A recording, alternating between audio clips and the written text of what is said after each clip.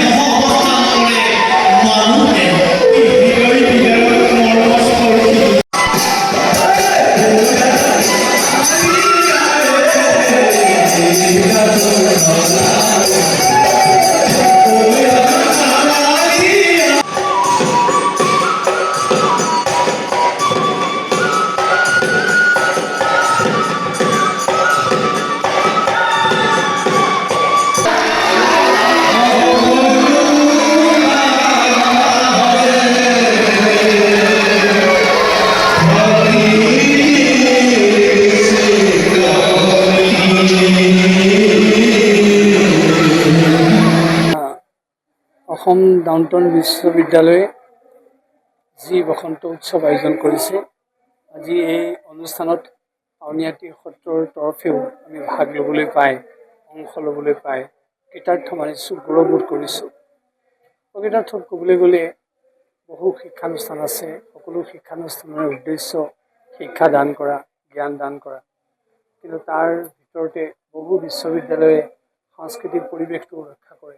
ইয়াৰ অন্যতম এটি উচ্চ শিক্ষা অনুষ্ঠান অসম ডাউনটাউন বিশ্ববিদ্যালয়।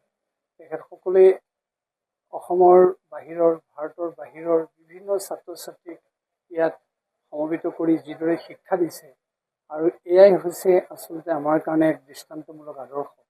কাৰণ আমাৰ শিক্ষানুষ্ঠানসমূহত সাধাৰণতে এটা এলেকাৰ ভিতৰত ছাত্ৰ ছাত্ৰী সীমাবদ্ধ হৈ থাকে, কিন্তু ইয়াত পৃথিৱীৰ বিভিন্ন প্ৰান্তৰ ছাত্ৰ ছাত্ৰী আহি ইয়াত শিক্ষা গ্ৰহণ কৰিছে আৰু এই সুযোগটো ডাউনটাউন বিশ্ববিদ্যালয়ে দিছে। সেইকাৰণে আমি এইটো এটা দৃষ্টান্তমূলক আদৰ্শ বুলি কৈছোঁ। আৰু তেখেতসকলে কেৱল শিক্ষাতেই ব্যস্ত হৈ থকা নাই, শিক্ষা দিয়াৰ লগতে আমাৰ অসমৰ উত্তৰ পূৰ্বাঞ্চলৰ সংস্কৃতিৰ কথাও ছাত্ৰ ছাত্ৰীক জ্ঞাত কৰিবৰ কাৰণে অহৰ্নিশে চেষ্টা কৰি আহিছে। তাৰ অন্যতম উদাহৰণ আজি কাৰ্যসূচী। আজি যি বসন্ত উৎসৱৰ নামত তেখেতসকলে বিহু উৎসৱ পালন কৰিছে আৰু যি কাৰ্যসূচী লৈছে তাতে আমাৰ মাজুলীৰ সংস্কৃতি আজি ইয়াত প্ৰদৰ্শনৰ ব্যৱস্থা কৰি দিছে।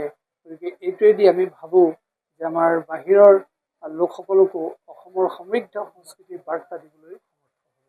গতিকে তেখেতসকল ধন্যবাদৰ পাত্ৰ আৰু তেখেতসকলৰ চিন্তাধাৰা সঁচাকৈ ব্যতিক্ৰম। আপোনাসকলে গম পায় যোৱাবাৰ আমি ইয়াতে দিল্লীত উপাধি গ্ৰহণ কৰিছোঁ, তেখেতসকলে আমাক দিল্লী উপাধি দিছে। কাৰণ ডাউনটাউন বিশ্ববিদ্যালয় ক'ত আৰু মাজুলী আউনীআটী সত্ৰ ক'ত, কিন্তু তেখেতসকলে তাৰ মাজতে আমাক বিচাৰি পাইছে। সেইটোৰ দৃষ্টিকোণেৰে আমি চাইছোঁ যে তেখেতসকলে নিৰ্ভীতম কোণত থকা লোকসকলক উলিয়াই আনিবলৈ চেষ্টা কৰে, সেই সন্মান যাচিছে। আৰু সেয়ে আমি ক'ব খোজোঁ যে অসম ডাউনটাউন বিশ্ববিদ্যালয়ে যি ধৰণৰ কাৰ্যসূচী গ্ৰহণ কৰি আহিছে ই সময় সাপেক্ষ, সমাজ সাপেক্ষ আৰু আমাৰ নতুন প্ৰজন্মৰ কাৰণে উৎসাহদায়ক এটা মানে বাৰ্তা।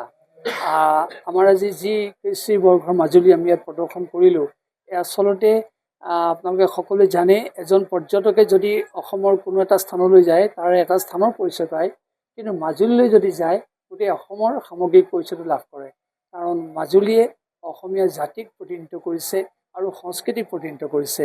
আৰু সেইকাৰণে আজিৰ পৰা আমি 30 বছৰ আগতে এই কৃষ্টি বৰঘৰ মাজুলী নৃত্যনাটিকাখন লিখি উলিয়াইছিলোঁ যে অসমৰ ৰাইজে, উত্তৰ পূৰ্বাঞ্চলৰ ৰাইজে তথা ভাৰতৰ ৰাইজে জানিব লাগে যে মাজুলী কি আৰু মাজুলীয়ে কেনেকৈ অসমীয়া জাতিক প্ৰতিনিধিত্ব কৰিছে। আৰু মাজুলীত গৰাখহনীয়া হৈছে, সাংস্কৃতিকভাৱে হৈছে, ভৌগোলিকভাৱে হৈছে। গতিকে যদি গৰাখহনীয়া হৈয়ে থাকে, মাজুলীখন যদি সঁচাকৈ কালৰ বুকুত নিচ্ছিন্ন হৈ যায়, তেতিয়াহ'লে অসমীয়া জাতি, অসমীয়া সংস্কৃতিক দিক বিদিক দেখুওৱা স্থানখন নোহোৱা হৈ যাব।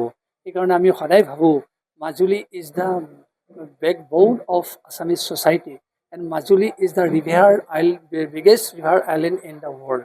সেইকাৰণে মাজুলী ৰক্ষা কৰিবৰ কাৰণে আমি এই পদক্ষেপ গ্ৰহণ কৰিছিলোঁ। আজি ডাউনটাউন বিশ্ববিদ্যালয়ৰ আমন্ত্ৰণ ক্ৰমে আমাৰ শিল্পীসকলে এই নৃত্যনাটিকা প্ৰদৰ্শন কৰিলে। ডাউনটাউন বিশ্ববিদ্যালয় চহৰত এটা বৰ ব্যতিক্ৰমধৰ্মী অনুষ্ঠান হৈছে। আচলতে অসমৰ মানে সাংস্কৃতিক প্ৰাণকেন্দ্ৰ মাজুলীৰ পৰা সত্ৰাধিকাৰ আহিছে শ্ৰী শ্ৰী পীতাম্বৰদেৱ গোস্বামী আৰু তেখেতৰ লগত যিসকল ধৰ্মীয় প্ৰাণ ব্যক্তি আছে তেখেতসকলে ইয়াত আহি এনেকুৱা এটা মানে অনুষ্ঠান কৰিলে যে আমাৰ ছাত্ৰ ছাত্ৰীসকলে তাৰ কাৰণে যথেষ্ট উপকৃত হৈছে। গোটেই যোৱা দুঘণ্টা সময় এটা বৰ সুন্দৰ মানে আপোনাৰ আধ্যাত্মিক পৰিৱেশ এটা সৃষ্টি হৈছিল। আৰু আমাৰ ইউনিভাৰ্চিটিত এইটো কৰাৰ উদ্দেশ্য এয়ে যে ইয়াত প্ৰায় 10,000 ছাত্ৰ ছাত্ৰী আছে অসমৰ বিভিন্ন প্ৰান্তৰ পৰা, আৰু নৰ্থ ইষ্টাৰ্ণ ৰিজনৰ ছাত্ৰ ছাত্ৰী আছে। তেওঁলোকে আচলতে মাজুলী মানে অসমৰ যদি সাংস্কৃতিক জগতখনৰ পৰা জৰ্জখনৰ বিষয়ে জানিব লগা হয়, মাজুলীৰ বিষয়ে জনাটো অতিকৈ প্ৰয়োজন। আৰু আজি তেওঁলোকে বুজি পালে যে মাজুলীয়ে অতীতৰ পৰা মহাপুৰুষ শ্ৰীমন্ত শংকৰদেৱৰ দিনৰে পৰা তেওঁ অসমীয়া সাহিত্য সংস্কৃতি মানে আধ্যাত্মিকতা ধাৰা বহন কৰি আহিছে। আৰু এই ছাত্ৰ ছাত্ৰীসকলক এই নতুন আমাৰ পুৰণি দিনৰ কথাবিলাকৰ লগত সংগতি স্থাপন কৰাত যথেষ্ট সহায় হ'ব। আমি এই প্ৰগ্ৰামটো ভাবোঁ যথেষ্ট পৰিমাণে ফলপ্ৰসূ হৈছে। আৰু অহাকালি আমাৰ বসন্ত উৎসৱ মানে আপোনালোকে জানে যে প্ৰতি বছৰে আমি এটা ইউনিভাৰ্চিটিত ফেব্ৰুৱাৰী আৰু মাৰ্চ মাহত এই অনুষ্ঠান কৰোঁ। বম্বেৰ পৰা আমি শিল্পী আনো, কিন্তু এই বছৰ আমি আকৌ বসন্ত উৎসৱ আৰম্ভ কৰিছোঁ, য'ত আমাৰ অসমীয়া সাহিত্য সংস্কৃতি বিশেষকৈ নৃত্য গীতৰ এইটো বিভিন্ন মানে অনুষ্ঠান পৰিৱেশন কৰা হ'ব। ছাত্ৰ ছাত্ৰীয়ে তাত মুকলিভাৱে গ্ৰহণ কৰাৰ সুযোগ পাব। অহাকালি 2টা বজাৰ পৰা সন্ধিয়া 6টা মান বজালৈকে।